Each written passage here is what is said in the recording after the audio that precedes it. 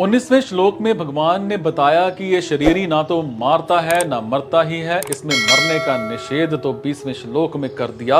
अब मरने का निषेध करने के लिए आगे का श्लोक कहती है, हे पृथानंदन, जो मनुष्य इस शरीर को अविनाशी, नित्य, जन्म रहित और अव्यय जानता है, वो कैसे किसको मारे और कैसे किसको मरवाए। इस शरीर का कभी नाश नहीं होता, इसमें कभी कोई परिवर्तन नहीं होता, इसका कभी जन्म नहीं होता और इसमें कभी किसी तरह की कोई कमी नहीं आती। ऐसा जो ठीक अनुभव कर लेता है वो पुरुष कैसे किसी को मारे और कैसे किसको मरवाए, अर्थात दूसरों को मारने और मरवाने में उस पुरुष की प्रवृत्ति नहीं हो सकती।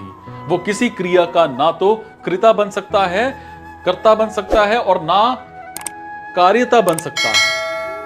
यहां भगवान ने शरीरी को अविनाशी, नित्य, अज और अव्यय कहकर इसमें 6 विकारों का निषेध किया है। जैसे अविनाशी कहकर मृत्यु रूप विकार का नित्य कहकर, अवस्थांतर होना और बढ़ना रूप विकार का अज कहकर, जन्म होना और जन्म के बाद होने वाली सत्ता रूप विकार का और अव्यय कहकर क्षय रूप विकार का निषेध किया है। शरीरी में किसी भी क्रिया से किंचित मात्र भी कोई विकार नहीं होता।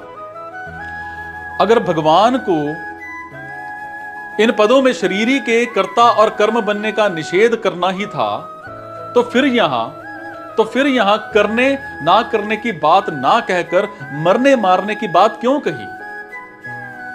इसका उत्तर है कि युद्ध का प्रसंग होने से यहां यह कहना जरूरी है कि शरीरी युद्ध में मारने वाला नहीं बनता, क्योंकि इसमें कर्तापन नहीं है। जब शरीरी मारने वाला अर्थात कर्ता नहीं बन सकता, तब ये मरने वाला अर्थात क्रिया का विषय मतलब कर्म भी कैसे बन सकता है। तात्पर्य यह है कि ये शरीरी किसी भी क्रिया का कर्ता और कर्म नहीं बनता। अतः मरने मारने में शोक नहीं करना चाहिए। प्रत्युक्त शास्त्र की आज्ञा के अनुसार प्राप्त कर्तव्य कर्म का पालन करना चाहिए। उत्पन्न होने वाली वस्तु तो स्वतः मिटती है, उसको मिटाना नहीं पड़ता, पर जो वस्तु उत्पन्न नहीं होती वो कभी मिटती ही नहीं। हमने 84 लाख शरीर धारण किए, पर कोई भी शरीर हमारे साथ नहीं रहा और हम किसी भी शरीर के साथ नहीं रहे, किंतु हम ज्यों के त्यों अलग रहे। ये जानने की विवेक शक्ति उन शरीरों में नहीं थी, प्रत्युक्त इस मनुष्य शरीर में ही है। अगर हम इसको नहीं जानते तो भगवान के दिए विवेक का निरादर करते हैं।